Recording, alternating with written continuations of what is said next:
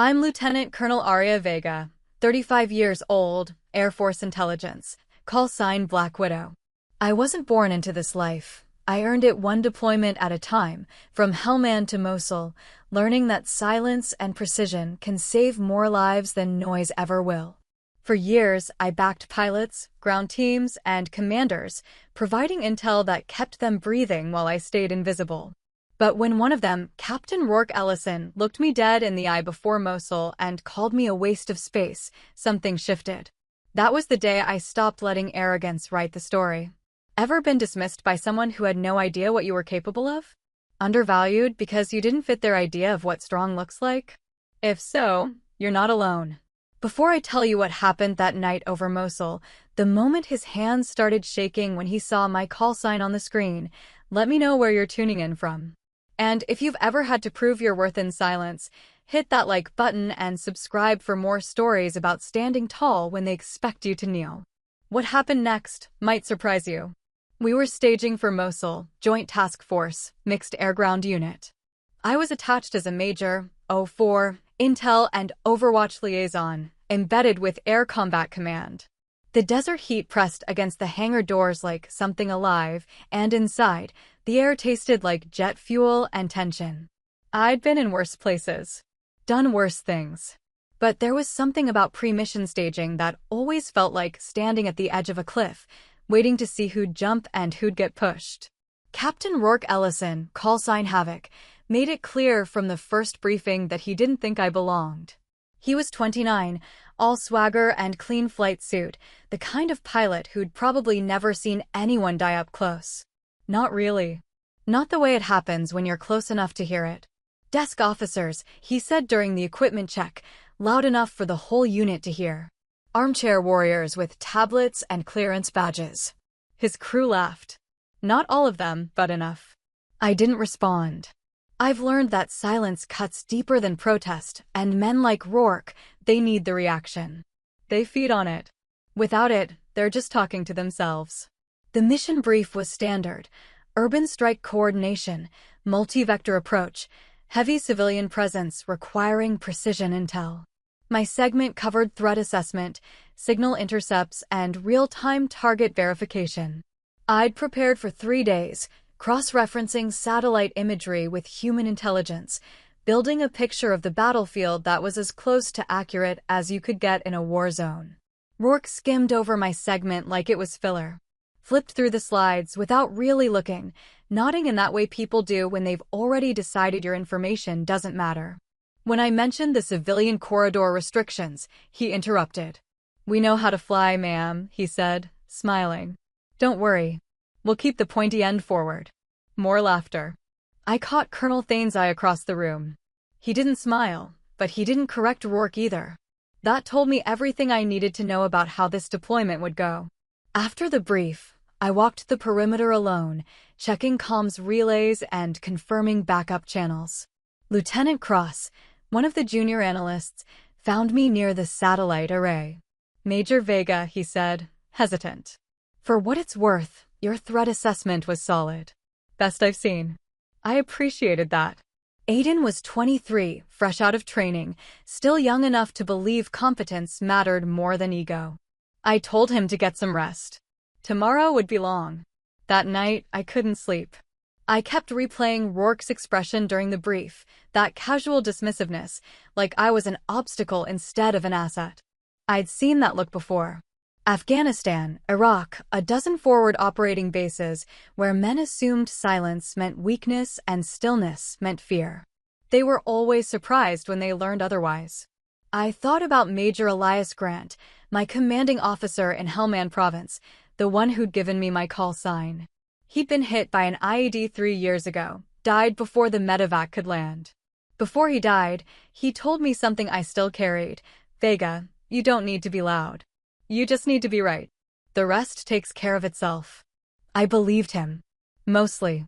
The morning of the mission, I was up before dawn, running final checks on the data feeds. Sergeant Kaur, our comms specialist, handed me coffee without asking. She'd worked with me before, knew my rhythms. "Captain Ellison requested a different liaison," she said quietly. Colonel Thane denied it. "Good," I said. You really think he's going to listen to you out there?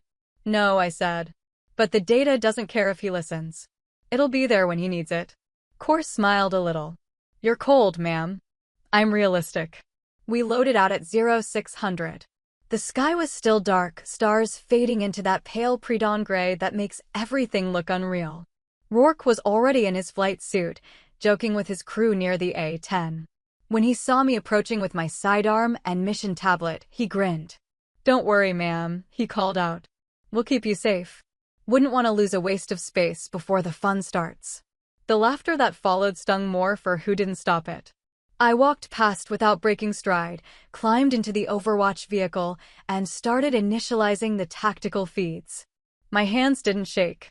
They never did. Lieutenant Cross was already inside, headset on, eyes on the screens. All systems green, Major, he said. Good. Stay sharp. It's going to get loud. The convoy rolled out 20 minutes later. I watched Rourke's A-10 taxi into position, engine screaming, and felt something cold settle in my chest. Not anger. Not quite. Just a kind of clarity that comes when you realize someone's going to learn a hard lesson, and you're going to be there to watch it happen. The flight to the operational zone took 43 minutes. I spent that time monitoring signals, cross-referencing troop movements, updating the threat matrix in real time. The city sprawled below us, dust and concrete and the occasional flash of green where someone had tried to grow something in the wasteland. Captain El Sayed, RUV operator, pinged my screen. Major, I've got movement in Sector 7. 3 vehicles, possible hostile. I pulled up the feed, analyzed the pattern. Confirmed. Mark them. Send coordinates to Havoc's flight. Sent. I watched the timestamp tick by. 10 seconds. 20. No acknowledgement from Rourke's unit. Havoc, this is Overwatch. Confirm receipt of targeting data, Sector 7. Static, then Rourke's voice, casual. Overwatch, we've got it. We're running our own sweep. Negative, Havoc. Intel shows hostile movement in your approach vector. Recommend course adjustment, heading 270. Appreciate the concern, Overwatch, but we're good. Havoc out. Cross looked at me. He's not following the data. No, I said. He's not. I tagged the sector in the system, flagged it as critical, and waited. You can't force someone to listen. You can only make sure the record shows you tried. 15 minutes later, Rourke's unit flew straight into contested airspace. The ambush lit up our screens like a fireworks display, ground fire, RPGs, the whole welcoming committee. I heard the panic in the radio chatter, the sudden shift from confidence to chaos. Overwatch, Overwatch, we're taking heavy fire, Sector 7, requesting immediate support. I didn't say anything. Just pulled up the data I'd sent 3 hours earlier, the same data he'd ignored, and forwarded it to Colonel Thane with a timestamp. Then I coordinated the extraction, rerouting support assets, calling in suppression fire from units that actually followed Intel protocols. It took 19 minutes to pull Rourke's team out. They didn't lose anyone, but it was close. Close enough that everyone would remember. When the after-action review came through, the logs told the story cleanly. My team had provided accurate, timely intelligence. Rourke's unit had disregarded it. 2 of his men had nearly died because of that choice. I didn't gloat. I didn't need to. The battlefield has a way of settling debts without help. And Rourke, somewhere over Mosul, sweating in his cockpit, was just starting to understand that. That night, the base was quiet in the way places get after people remember they're mortal. I sat in the intel tent, reviewing footage from the day's operation, and tried not to think about how close we'd come to bringing bodies home. 2 men. 2 families who would have gotten a flag and a speech about sacrifice. Because a pilot thought he knew better than the data. Rourke avoided the mess hall. I heard he ate in his quarters, claimed he needed to debrief his crew privately. That was fine. I wasn't looking for an apology. I was looking at the pattern, the way things always seemed to go when ego met reality. Colonel Thane found me around 2,100 hours, tablet in hand. He looked tired. Most commanders did out here. Major Vega, he said. Got a minute? Always, sir. He pulled up a chair, set his tablet between us. I reviewed the logs from today's operation. Your intel was solid. Textbook. Thank you, sir. Captain Ellison's decision to disregard your coordinates nearly cost us 2 pilots. I'm recommending a formal review of his conduct. I nodded. Understood. That's it? No commentary. Sir, the logs speak for themselves. Captain Ellison made a tactical decision. The outcome was unfavorable. That's for command to address, not me. Thane studied me for a moment. You're not angry? Anger doesn't change the outcome, sir. Next time, either he listens or he doesn't. Either way, I'll do my job. He almost smiled. You know, Vega, most officers in your position would be filing complaints, demanding reassignment. You just let it play out. I've found that competence is its own reward, sir. Eventually. Eventually, he repeated. All right. Get some rest. We've got another mission cycle starting in 48 hours.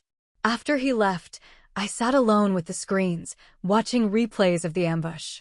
You could see the exact moment Rourke realized his mistake, the way his A-10 banked hard left, tracers arcing past his wing. Close. So close. I thought about the men in his crew, the ones who'd trusted his judgment, because that's what you do when someone outranks you. They'd trusted him, and he'd nearly gotten them killed because he couldn't accept that a woman in a tent with a computer might know more than he did about what was waiting in the dark. I'd been that person before. Not the pilot, the one left waiting. Helmand Province, a night that felt like 1,000 years ago. We'd lost 3 soldiers because someone ignored the intelligence. I was a second lieutenant then, 24 years old, watching medevac helicopters take off with bodies wrapped in tarps. After that night, I made a promise. I would never be the one who ignored the data. And if someone else did, I'd make sure the record was clear. I'd make sure everyone knew who'd been right and who'd been reckless. The next morning, word had spread. I could feel it in the way people looked at me during the morning brief. Not hostile, exactly, but aware. Like they'd suddenly realized I wasn't just another desk officer passing through on a deployment tour. Rourke was there, sitting in the back row. He didn't make eye contact. Didn't crack jokes. When Colonel Thane reviewed the previous day's operation, specifically calling out the intelligence failures, Rourke's jaw tightened, but he didn't speak.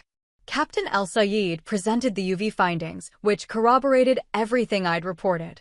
Then Lieutenant Cross walked through the comms timeline, showing exactly when the intel had been transmitted and when it had been disregarded.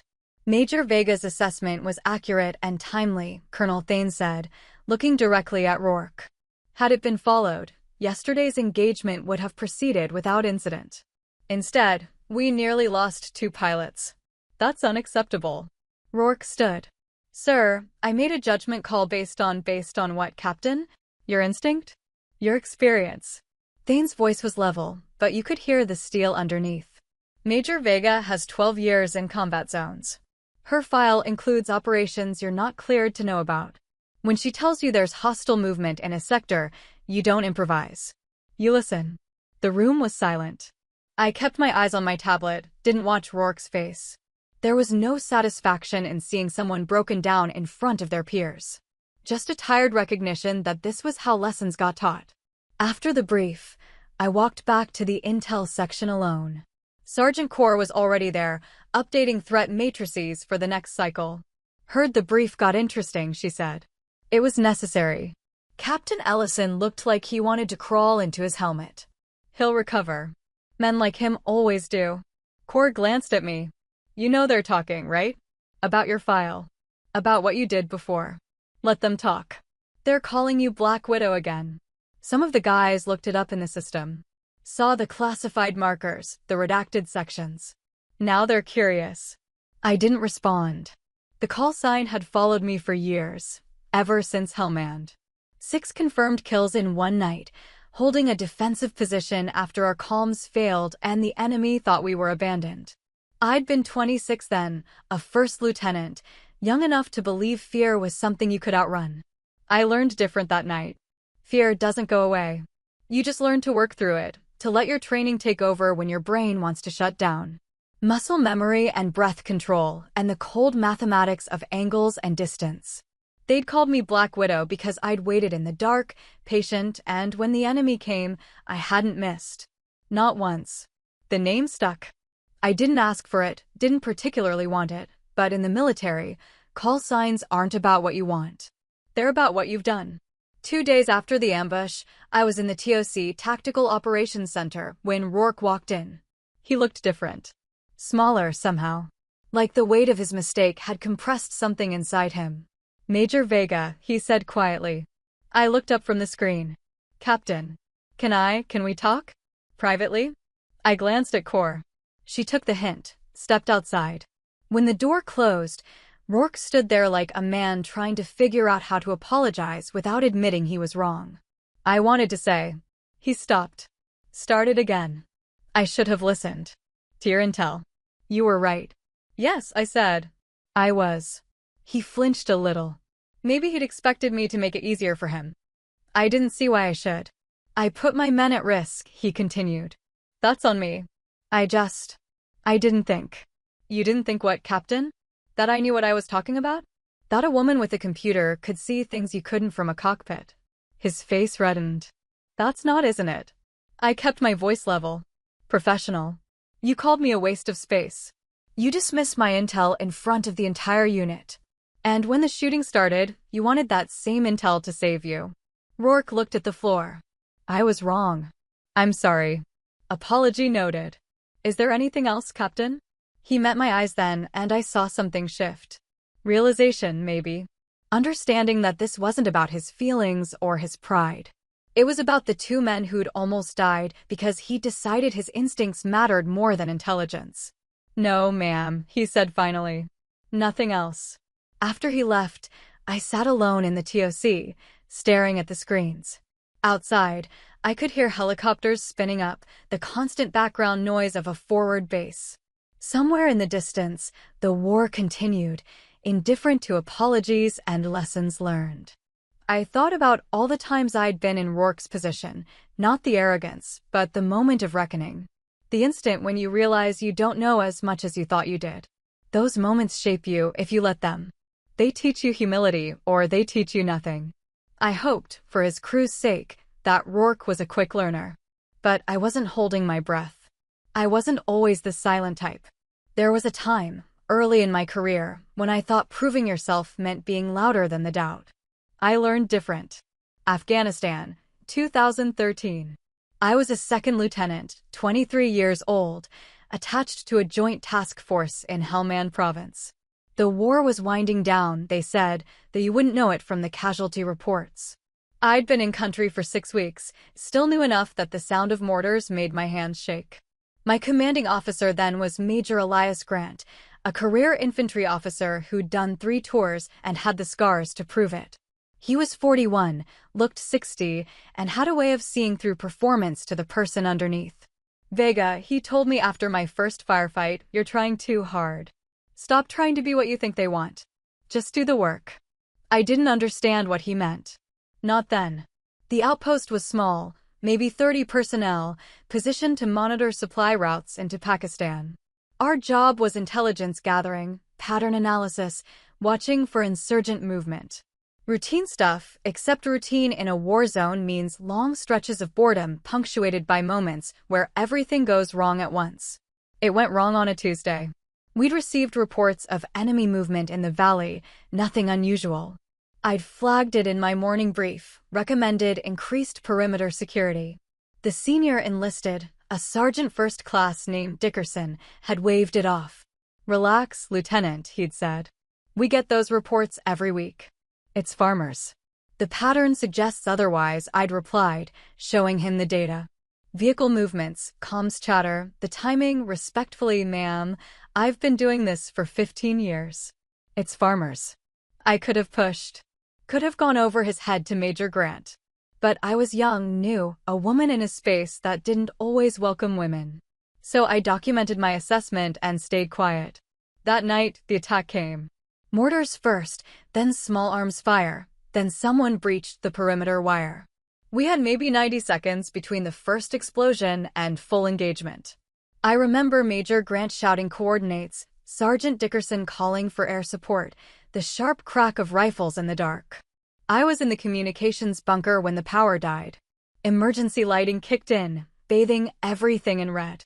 The radio operator next to me took a round through the sandbags, Didn't make a sound, just slumped forward against the equipment.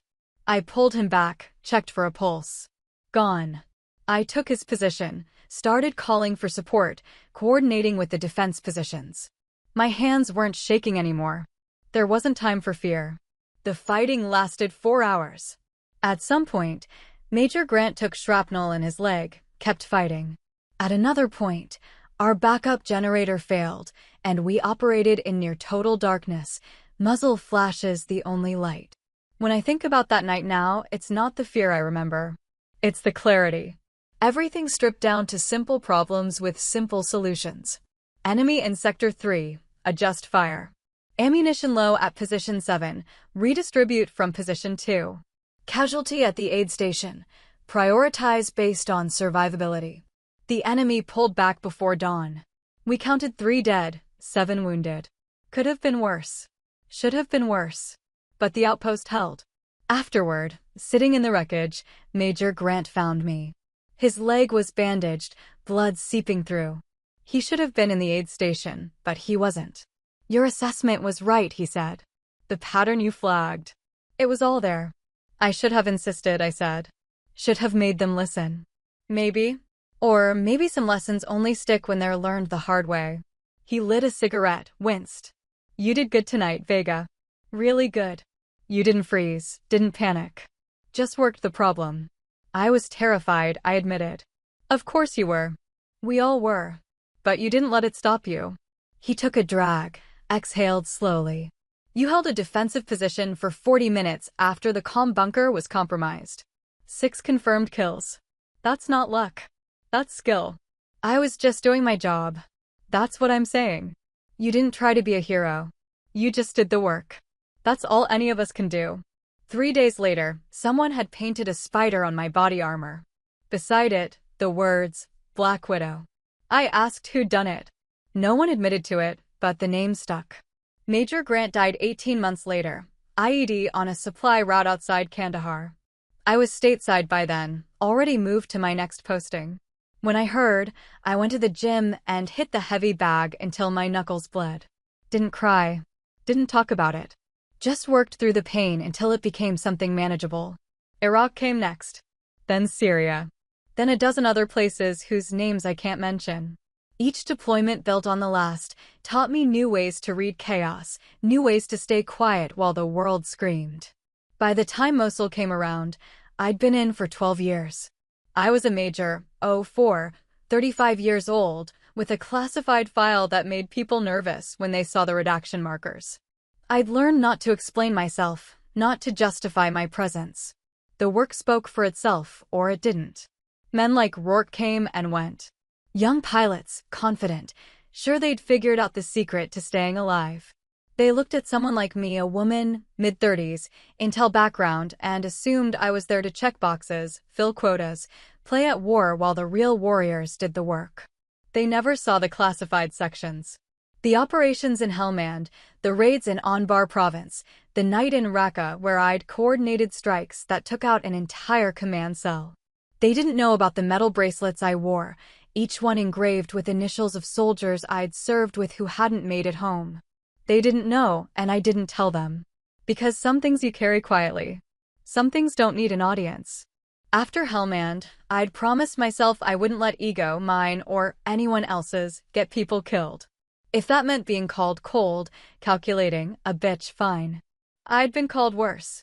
What mattered was the mission, the data, the lives depending on decisions made in the space between what you know and what you fear. Rourke was learning that now. The hard way, like we all do. The question was whether he'd take the lesson to heart or just resent me for being right. I wasn't optimistic.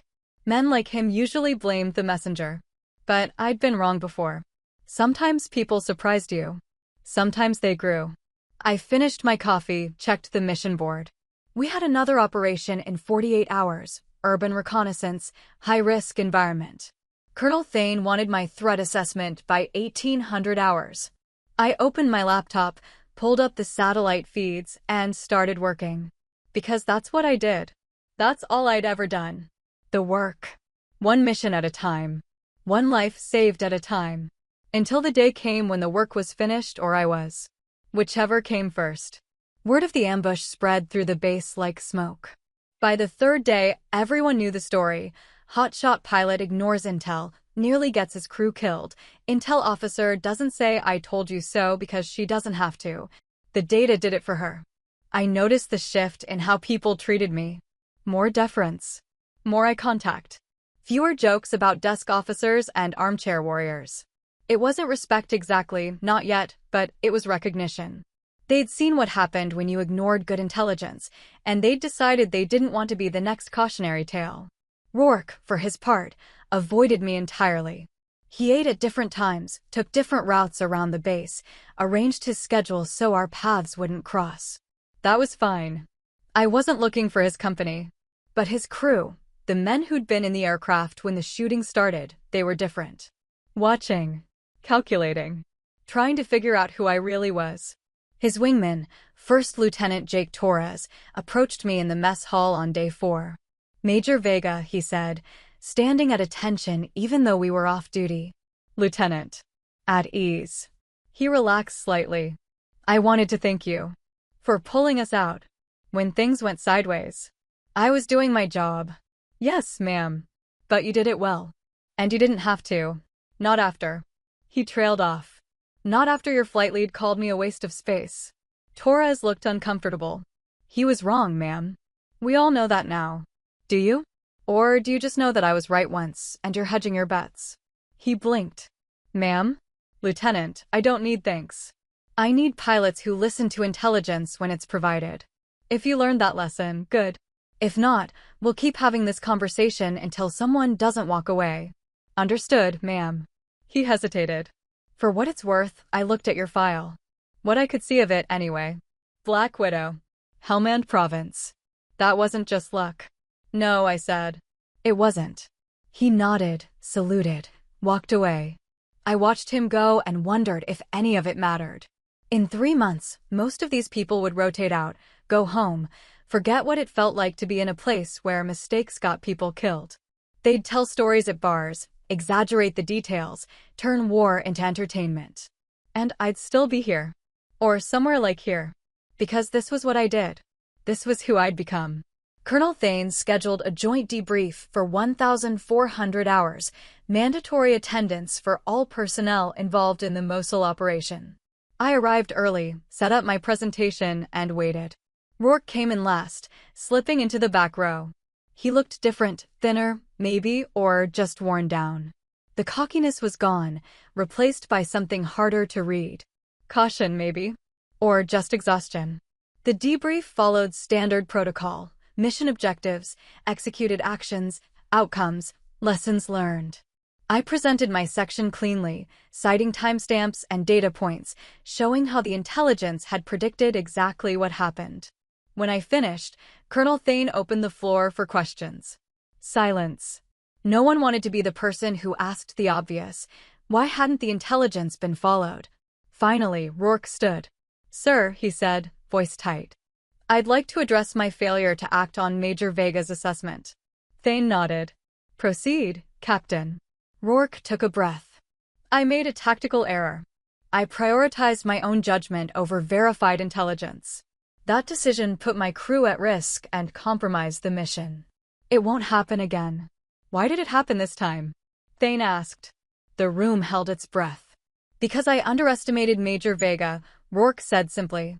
"I made assumptions based on things that had nothing to do with her competence." "I was wrong." "What kind of assumptions, Captain?" Rourke's jaw tightened.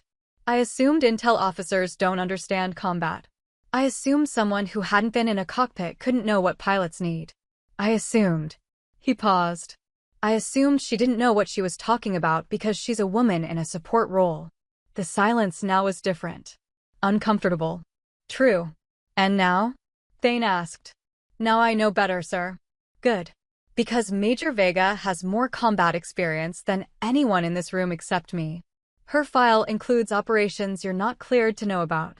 When she provides intelligence, it's not a suggestion. It's not filler. It's the difference between coming home and coming home in a box. Are we clear?" "Crystal, sir." "Anyone else need that lesson spelled out?" No one spoke. Dismissed. The room cleared quickly. I packed up my equipment, felt the weight of eyes on me, people reassessing. Let them look. Let them wonder. As long as they listen next time, I didn't care what they thought. Sergeant Core caught up with me outside the TOC. That was brutal, she said. That was necessary. Ellison practically confessed to discrimination in front of the entire unit. He told the truth. That's more than most people do. Core studied me. You're not even a little bit satisfied? Watching him squirm. I considered that. No. I'm tired. Tired of having to prove the same thing over and over. Tired of being underestimated because of what I look like instead of what I've done. Tired of knowing that next month, there'll be another Rourke, and we'll do this all over again. You could file a complaint. Make it official. To what end? So it goes in his record? So someone up the chain decides whether this was a training failure or a personnel issue. I shook my head. The mission speaks for itself. He knows what he did. Everyone knows. That's enough. Is it? I thought about that. About all the times I'd swallowed frustration, documented problems without making them personal, let my work prove my worth because complaining would just confirm every stereotype about women in combat roles. About how exhausting it was to be excellent in silence. It has to be, I said finally. That night, I couldn't sleep. I lay in my bunk, listening to the sounds of the base, generators humming, distant helicopter rotors, the occasional shout from the perimeter. I thought about Major Grant, about the promise I'd made after Hellmand. About the cost of being right in a world that didn't want you to be. Somewhere across the base, Rourke was probably lying awake too. Replaying his mistakes. Wondering how he'd become the villain in someone else's story. But he wasn't the villain. Neither was I. We were just people trying to survive in a system that measured worth in blood and rank and who spoke loudest in the briefing room. The difference was I'd learned to measure myself differently. By the lives saved. The missions completed. The data that told the truth even when no one wanted to hear it. I got up, pulled on my boots, walked to the intel section. Lieutenant Cross was on duty, monitoring feeds. Major, he said, surprised. Everything okay? Fine. Just restless. Anything on the boards? Quiet night. Some chatter in the northern sectors, but nothing urgent. I pulled up a chair, reviewed the data. Patterns and signals, the language of war translated into numbers and coordinates. This I understood. This made sense. Cross watched me for a moment. Ma'am, can I ask you something? Go ahead. How do you do it? Stay calm when people treat you like you don't belong.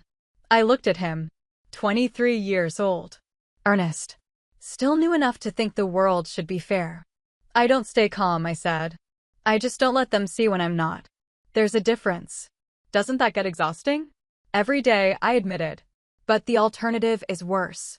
If I react the way they expect, emotional, defensive, aggressive, I prove their point.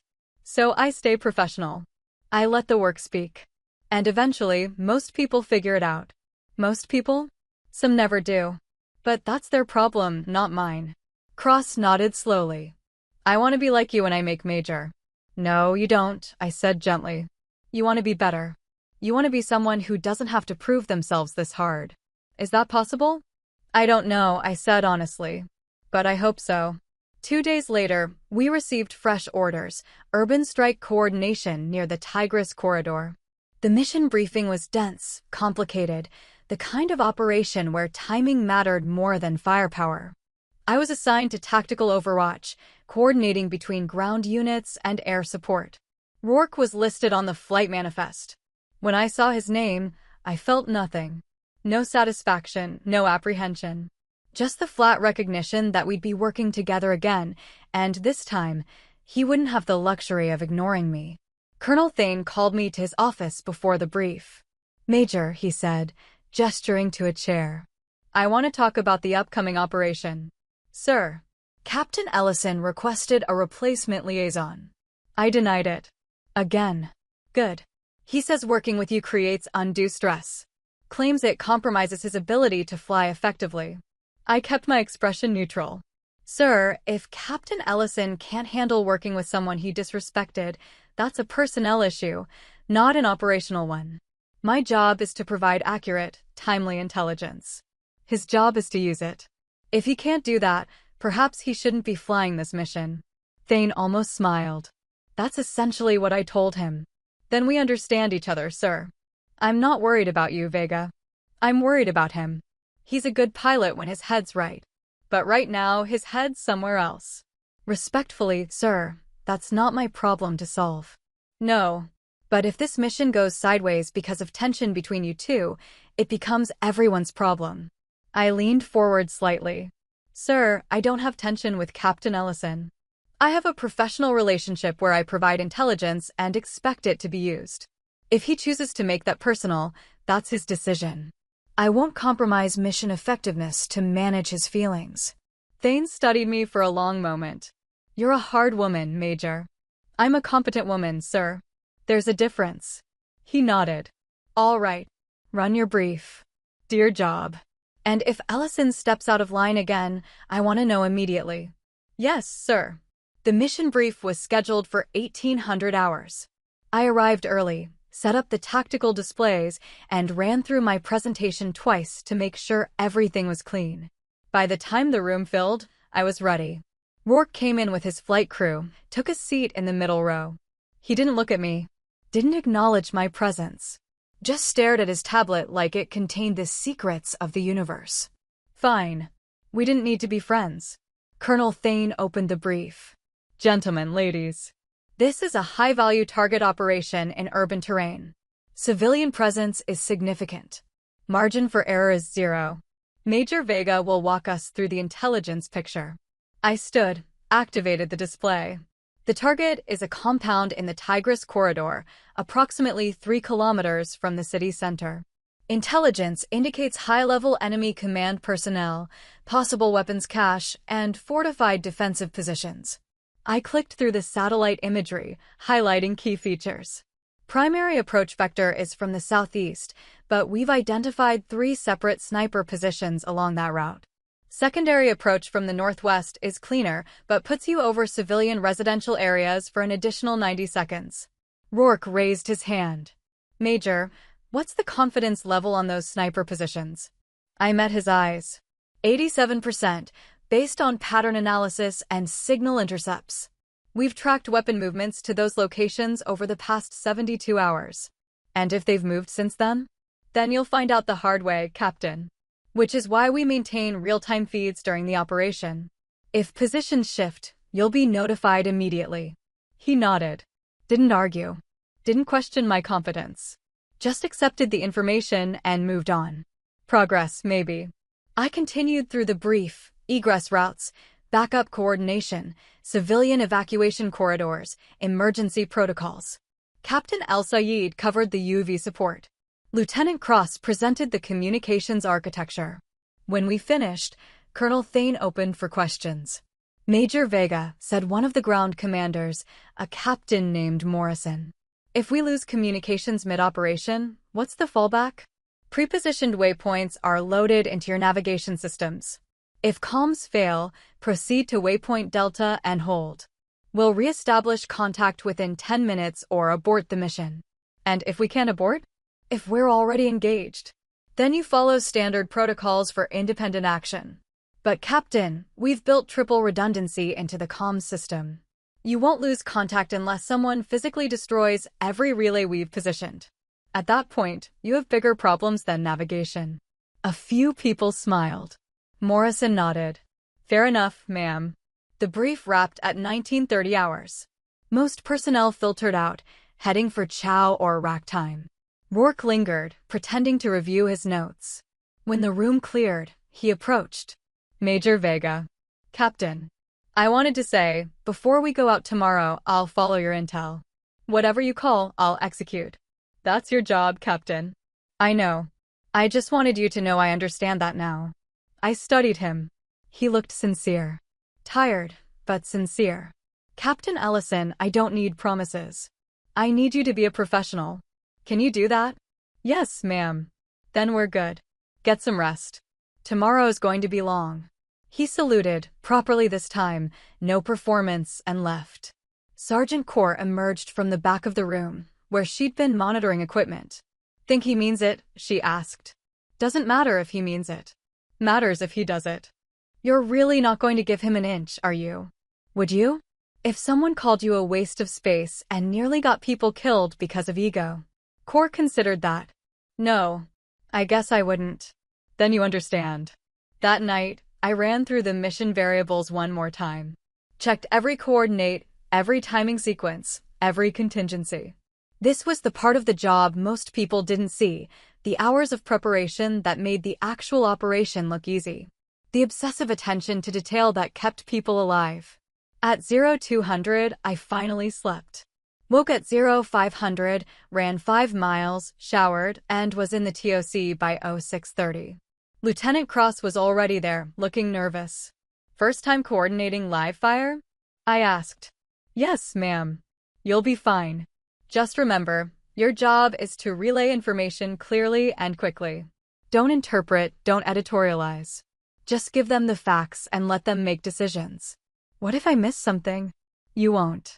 I'll be watching the same feeds. If something critical comes up, I'll catch it. He relaxed slightly. Thank you, ma'am. Don't thank me yet. We haven't launched. The operation kicked off at 0800. I watched the feeds as units moved into position, ground forces advancing through the city streets, air support circling at altitude, UVs feeding real-time imagery to every screen in the TOC. Rourke's A-10 was airborne by 0815, call sign Havoc 1. I listened to his comms, heard the focus in his voice. No jokes. No bravado. Just clean, professional communication. Overwatch, Havoc 1. On station, ready for tasking. Havoc 1 Overwatch. Stand by for targeting data. I pulled up the current imagery, confirmed the sniper positions hadn't shifted. Havoc 1, be advised, hostile positions marked Tango 1 through Tango 3 are still active. Recommend approach vector November Whiskey, altitude Angels 15. Overwatch, Havoc 1. Confirm vector November Whiskey, Angels 15. Interrogative, updated civilian presence. Havoc 1, civilian corridor has been cleared per local security forces. You're green for approach. Roger, Overwatch. Havoc 1 inbound. I watched his aircraft bank line up on the approach. Clean. By the numbers. Exactly what I'd briefed. The strike went perfectly. Rourke hit his marks, ground forces secured the compound, and we extracted without casualties. The entire operation lasted 43 minutes from first shot to all clear. In the TOC, there was a moment of collective exhale. The kind of relief that comes when a dangerous plan actually works. Colonel Thane clapped me on the shoulder. Outstanding work, Major. Textbook operation. Thank you, sir. Team effort. Vega, take the compliment. You earned it. After the debrief, after the paperwork, after the mission reports were filed, I found myself alone in the intel section. The adrenaline was fading, replaced by the familiar exhaustion that followed successful operations. Rourke found me there around 1,700 hours. Major. I looked up from my screen. Captain. Good flying today. Thanks. I wanted to. He paused, searching for words. I wanted you to know that I get it now. What you do. Why it matters. I'm sorry it took me this long to figure it out. Apology accepted. Is it? Because you don't sound like you believe me. I set down my tablet. Captain Ellison, here's the truth. I don't care if you like me. I don't care if you respect me as a person. What I care about is whether you'll do your job properly when lives are on the line. Today, you did. That's all I need from you. That's really it? That's all. That's all there is, Captain. Everything else is just noise. He stood there for a moment, processing. You know, Major, you're either the most professional officer I've ever met or the coldest. I can't figure out which. Maybe I'm both. Maybe it's the same thing out here. He nodded slowly. Yeah, maybe it is. He turned to leave, then stopped. For what it's worth, I looked at your file. The parts one could access. Helmand Province. The defensive action. I read the after-action report. And I understand why they call you Black Widow. 6 kills, 1 night, defensive position. That's exceptional. It was necessary. That's different from exceptional. Is it? Yes, I said quietly. Exceptional implies choice. That night, There was no choice. Just survival. Rourke met my eyes. Well, I'm glad you survived, Major. Because today, your expertise saved lives. Mine included. After he left, I sat alone in the dimming light of the intel section. Through the window, I could see aircraft returning to base, ground crews swarming to service them. The sun was setting over the desert, painting everything in shades of orange and red. I thought about the mission. About Rourke's flying, which had been flawless. About how sometimes people surprised you, grew past their mistakes, became better versions of themselves. And I thought about the kill count that had flashed across his screen weeks ago, 173 confirmed. A number that represented 173 decisions, 173 moments where someone had to die so someone else could live. Black Widow. The name followed me like a shadow, and maybe that was appropriate. Because in the dark places where decisions got made, shadows were all we had. After Mosul, everything changed. The mission's success rippled through the task force, and suddenly people knew my name for the right reasons instead of the whispers. Rourke was transferred out for evaluation, standard procedure after operational errors, nothing punitive, just a reset. Command wanted him to take time, work with a training unit, regain his confidence without the pressure of combat operations. I stayed. I always stayed. 3 weeks after the Tigris Corridor operation, Colonel Thane called me into his office. He had that look commanders get when they're about to change your life and aren't sure how you'll take it. Major Vega, you're being promoted to Lieutenant Colonel, 05. Effective immediately. I kept my expression neutral. Sir, I appreciate the recognition, but I'm only 12 years in. That's fast for 05. It would be if you were a normal officer. But your record speaks for itself. 3 combat deployments, 2 commendations for valor, operational expertise that's literally saved lives. The board didn't even debate it. When does this take effect? Paperwork's already filed. You'll pin on next week. He leaned back in his chair. Vega, you've earned this. You know that, right? I know I did my job, sir. That's not what I asked. I met his eyes. Sir, I've spent 12 years proving I belong in rooms where people assume I don't. This promotion doesn't change that. It just means I get to do it at a higher rank. Thane was quiet for a moment. You're probably right. And that's a failure of the system, not you. But for what it's worth, I've served with a lot of officers. You're one of the best I've seen. The promotion is deserved. Thank you, sir. Now get out of here. You've got a ceremony to prepare for. The promotion ceremony was small, held on the flight line at 0800 on a Tuesday. Colonel Thane officiated, Sergeant Corps and Lieutenant Cross attended, along with a handful of other personnel I'd worked with.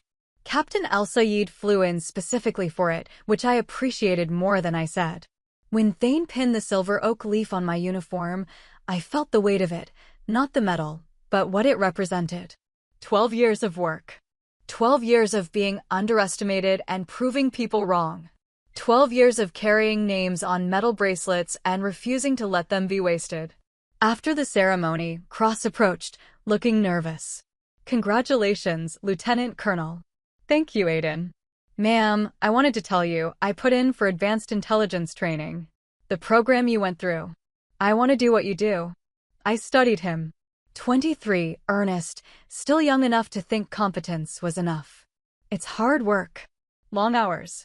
You'll spend more time staring at screens than seeing sunlight. I know, ma'am. But I've watched you. How you work, how you think. That's what I want to do. Help people without them even knowing I was there. That's the job, I agreed. You help people and half of them will never know your name. The other half will second-guess every decision you make. You need to be okay with that. I will be. I'll make you proud, ma'am. Don't make me proud, Cross. Make yourself confident. The rest takes care of itself. He saluted, walked away. I watched him go and hoped the military would be kinder to him than it had been to me. But I doubted it. That night, I called my mother. She answered on the 3rd ring, voice thick with sleep. Arya? What's wrong? Nothing's wrong, Mom. I got promoted. Lieutenant Colonel.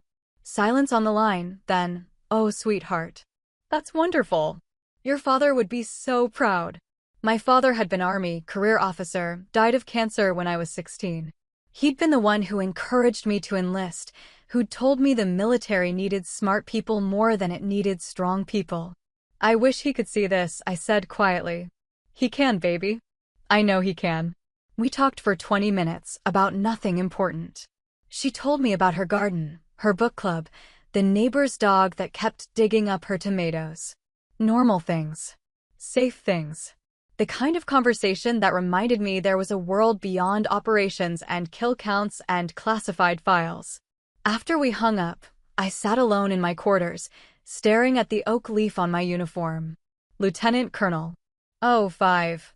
In the military hierarchy, I'd climbed higher than most people ever did. But sitting there in the quiet, I didn't feel accomplished. I felt tired. Tired of proving myself. Tired of being the only woman in most rooms. Tired of carrying the weight of other people's expectations and my own refusal to fail. But the work wasn't done. The work was never done. A week later, I received orders. Stateside assignment, Langley Air Force Base, command of an intelligence analysis unit. Training new officers, building programs, sharing expertise with people who'd never seen combat but would one day guide those who did. Sergeant Kaur helped me pack. You're really leaving, she said, folding uniforms into my duffel. Orders are orders. It won't be the same without you. It'll be fine. Cross is ready to step up. El Sayed knows the systems. You don't need me here. That's not true, ma'am. You made people better just by being around. Showed us what excellence looks like. I didn't know what to say to that, so I said nothing. Just kept packing, folding my life into bags and boxes, preparing for the next deployment even though this one was supposed to be permanent. The flight out was early morning, the sky still dark when I loaded my gear. Colonel Thane was there to see me off. Vega. Sir. You did good work here. Real good. The kind people will study in training courses. I just did my job, sir. There you go again, downplaying excellence. He shook his head. Lieutenant Colonel, you're going to Langley to train the next generation. Don't teach them to minimize their accomplishments. Teach them to own their competence. The military needs that. I'll do my best, sir. I know you will. That's why they picked you. The transport lifted off at 0600, climbing into the pale dawn sky. I watched Mosul disappear below, the city, the base, the desert stretching endlessly in all directions. Somewhere down there, people were still fighting. Still dying. Still making the same mistakes we'd made 1,000 times before. But I wasn't there anymore. I was going home, or what passed for home. A new base, a new command, a new set of challenges that wouldn't involve mortars or firefights, but would be difficult in their own way. Stateside duty meant politics. Meant dealing with officers who'd never deployed but somehow thought they understood combat better than the people who'd lived it. Meant teaching young analysts how to read intelligence without being able to show them what it looked like when you got it wrong and people died. The plane leveled off. I closed my eyes, felt the vibration of the engines, and tried to sleep. But sleep didn't come easy anymore. It never did. Instead, I thought about the people I'd served with. Major Grant in Helmand. The soldiers whose initials I wore on my wrist. Rourke, learning humility the hard way. Cross, eager and young and hopefully smarter than I'd been at his age. I thought about the name that followed me, Black Widow. 6 kills in one night, and suddenly I was defined by violence instead of intelligence, by death instead of the countless times I'd prevented it. But maybe that was fitting. Maybe in a profession built on controlled violence, being remembered for the night you held the line was better than not being remembered at all. The plane banked west, toward America, toward the next chapter. I opened my eyes, looked out at the clouds stretching endlessly below, and thought about what Colonel Thane had said. Own your competence. Don't minimize it. Be proud of what you've done. Maybe someday I would be. But right now, I was just a soldier going where I was told, doing what I was trained to do, carrying the weight of 12 years and counting. The work wasn't finished. It was never finished. But for the first time in a long time, I allowed myself to believe it mattered. That I mattered. Not because of a call sign or a kill count, but because somewhere in all the data and decisions and silent hours, I'd made a difference. Even if no one knew my name. Even if they did. Months passed. Langley Air Force Base was different from forward deployment, cleaner, quieter, safer in ways that made me uncomfortable. The threats here weren't mortars and snipers. They were budget meetings and training protocols and young officers who'd grown up on video games thinking they understood war. I commanded the Advanced Intelligence Analysis Unit, 23 personnel ranging from fresh second lieutenants to seasoned captains. My job was to teach them how to read chaos, how to turn data into decisions, how to carry the weight of lives depending on information you provided. It was harder than combat in some ways. At least in combat, you knew immediately if you were wrong. Lieutenant Samantha Reeves reminded me of myself at 24, intense, focused, desperate to prove she belonged. She'd been in my unit for 6 weeks when she made her first major mistake. We were running a training exercise, simulated crisis response. Reeves was handling threat assessment for a hostage situation. She flagged a building as clear when the simulated intel clearly showed hostile presence. In a real operation, that call would have gotten people killed. I stopped the exercise. Lieutenant Reeves. Conference room. Now. She followed me, face pale. She knew she'd screwed up. I closed the door, turned to face her.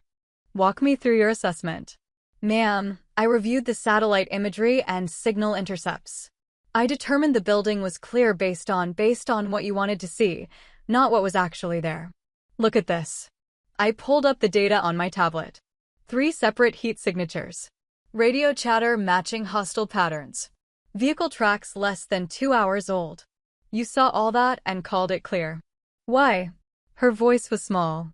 I thought I was being efficient. Moving the operation forward. Efficient? Lieutenant, in a real scenario, you just killed a hostage rescue team. You rushed an assessment because you wanted to look decisive and people died. Do you understand that? Tears welled in her eyes. Yes, ma'am. This isn't personal, Reeves. This is about the weight of the job. Every decision you make as an intelligence officer has consequences. You can't guess. You can't rush. You have to be right or you have to admit you don't know. There's no middle ground. I'm sorry, ma'am. Sorry doesn't bring people home. Competence does. Attention to detail does. So here's what's going to happen. You're going to rerun that scenario 10 times. Different variables, same pressure. And you're going to get it right every single time, or you're going to keep running it until you do. Clear? Yes, ma'am. She left, shoulders hunched.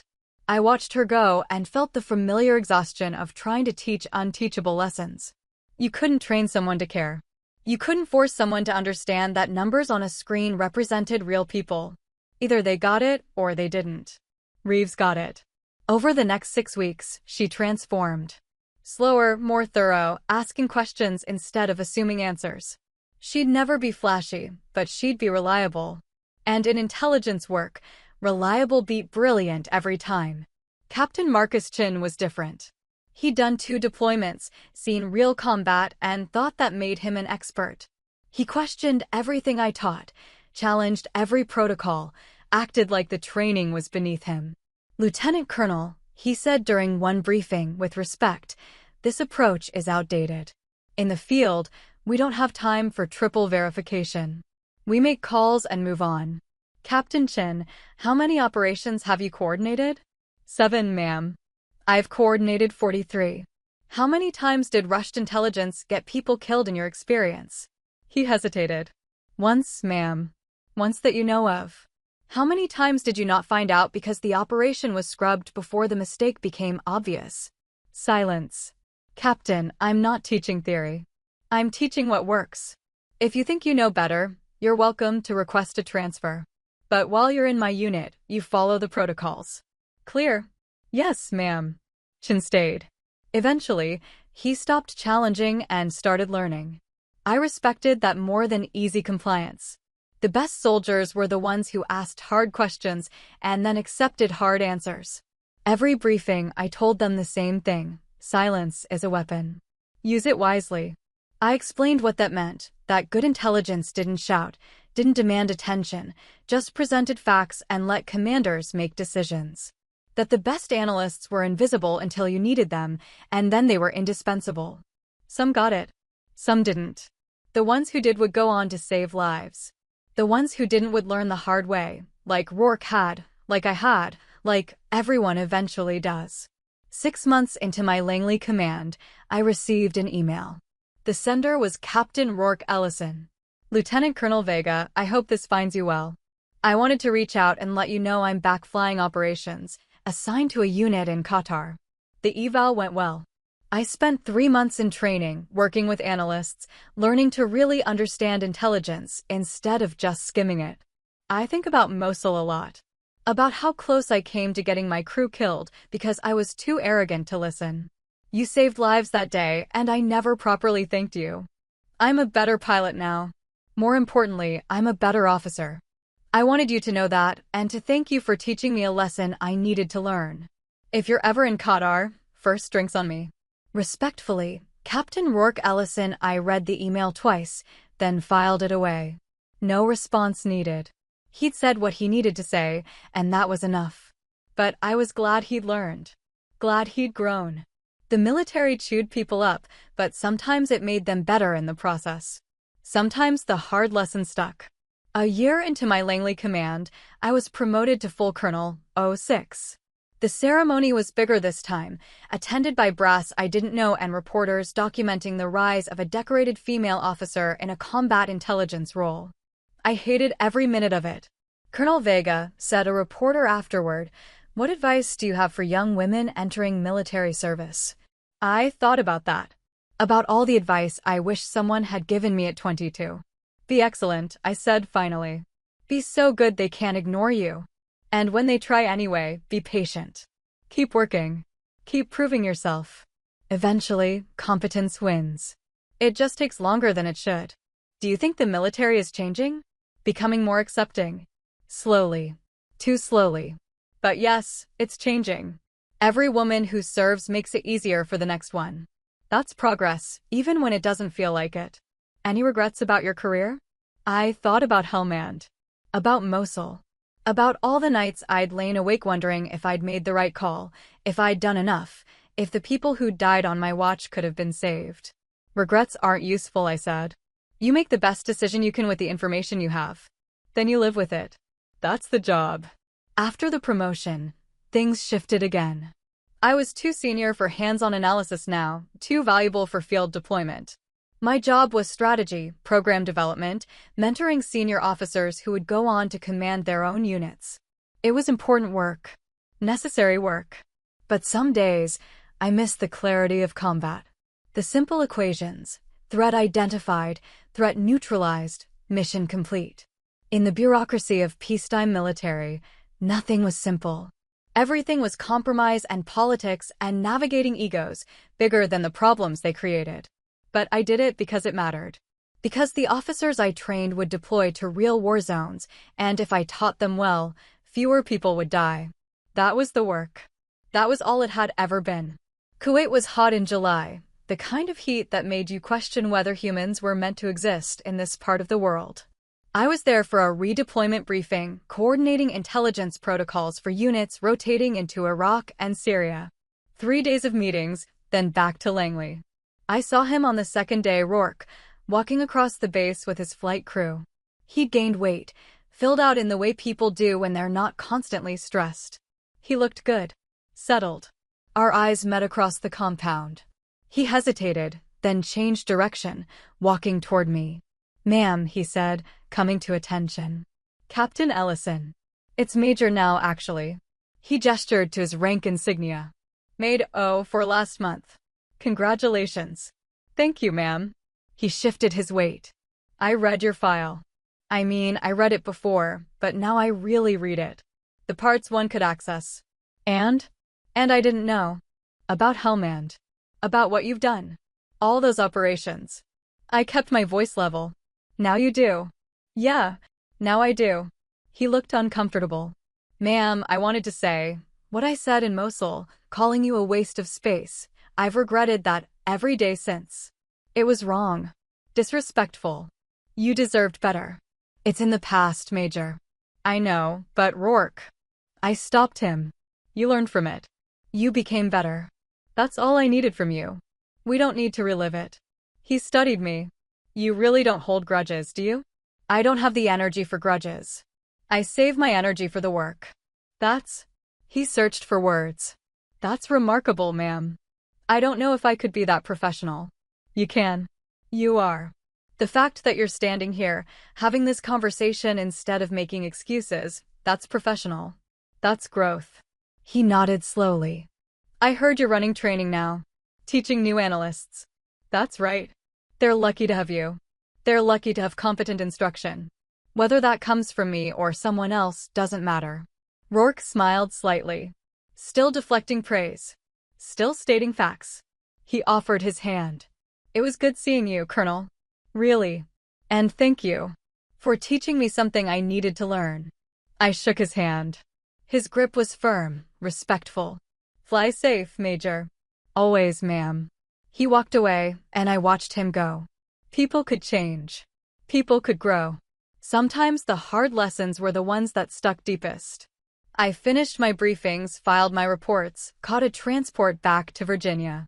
The flight was long, and I spent most of it staring out the window, watching clouds and ocean, and eventually land scroll by below.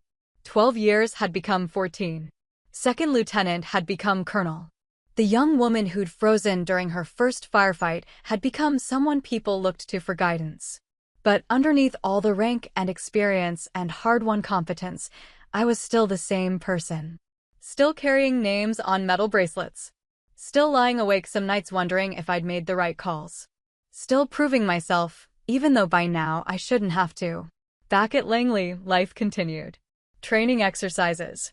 Performance reviews. Budget meetings that made me miss combat for its clarity. I'd been promoted to full colonel, but the work was the same. Teach people to be better, hope they listened, except that some wouldn't. Lieutenant Reeves made captain. Lieutenant Cross deployed to Afghanistan, sent me messages about how my training had saved his life at least twice. Chin rotated to a NATO assignment, teaching Allied forces American intelligence protocols. Every success felt like proof that the work mattered. Every failure felt like proof I wasn't doing enough. One evening, alone in my office, I pulled out the metal bracelets I wore. 14 of them now, each one engraved with initials. Some from Helmand. Some from Iraq. One from a training accident that shouldn't have happened. One from Major Grant, who'd taught me to be silent and let the work speak. I ran my fingers over the engravings, feeling the grooves worn smooth from years of wearing them. These were the people who'd shaped me. The ones who hadn't made it home but had given me something valuable, purpose. My phone rang. It was Colonel Thane, now a brigadier general, calling from somewhere I wasn't cleared to know about. Vega. Sir. I'm putting together a joint task force. High-level intelligence coordination, multi-theater operations. I need someone who understands both the analytical side and the operational reality. Someone who's been there. Sir, I'm running a training program. I know what you're running. This is more important. 6-month deployment, probably extending to 9. Qatar, with rotations to wherever the operation requires. It's exactly your skill set. I thought about it. About leaving Langley, leaving the training unit I'd built. About going back to the place where the work was immediate and the consequences were measured in lives instead of performance reviews. When do you need an answer, sir? By tomorrow. I know it's fast, but the mission timeline won't wait. After we hung up, I sat in my office, staring at the wall. I'd built something good here. My unit was one of the best in the command. The officers I trained went on to do excellent work. But I was also 40 years old, a full colonel, still carrying the memory of what it felt like to make decisions that mattered immediately. Still missing the clarity of combat, even though I knew better. Even though I'd seen what it cost. The next morning, I called General Thane. Sir, about that task force position. You're taking it. How did you know? Because you're a soldier, Vega. And soldiers go where they're needed, even when it's easier to stay. He was right. Of course he was right. 3 weeks later, I was on a transport heading back to the Middle East. Another deployment. Another mission. Another chance to prove that all the years and all the lessons and all the names on my wrist had added up to something. The sun was setting as we flew east, painting the sky in shades of red and gold. Beautiful and terrible, like everything else about this life.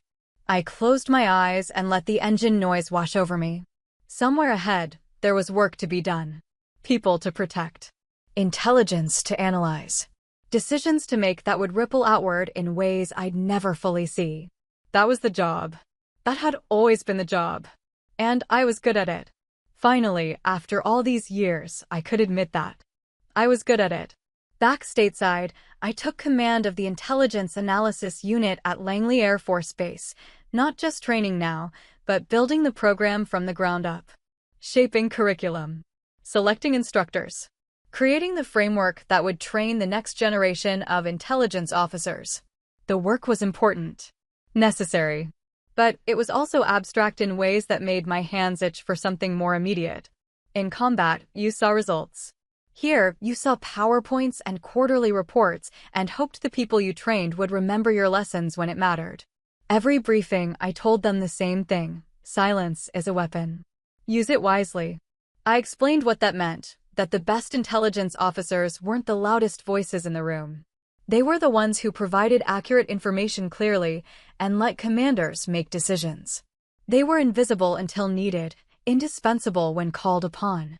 I taught them to triple-check their data, to admit uncertainty rather than fake confidence, to understand that every piece of intelligence they provided would be used to make decisions about real people's lives. Some students absorbed it immediately. Others fought it, thinking decisiveness meant rushing to conclusions. Those were the ones I worried about, the ones who'd learn the hard way, the way Rourke had, the way I had. Captain Keene, a DA liaison who visited occasionally, pulled me aside after one briefing. "Colonel Vega," she said, "you're harder on these students than anyone I've seen. They're going to war zones, Captain. Hard now means alive later. But you push them so relentlessly. Don't you worry about burnout?" "I worry about them making mistakes that get people killed. If that makes me hard, so be it." She studied me. They respect you, you know. Even when they're frustrated. They know you're preparing them for something real. Respect doesn't matter. Competence does.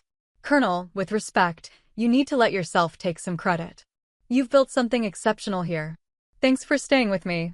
If you've ever been written off and proved them wrong, drop your story below. Someone needs to hear it. Before you go, like, subscribe, and share this with the one person who underestimates you most."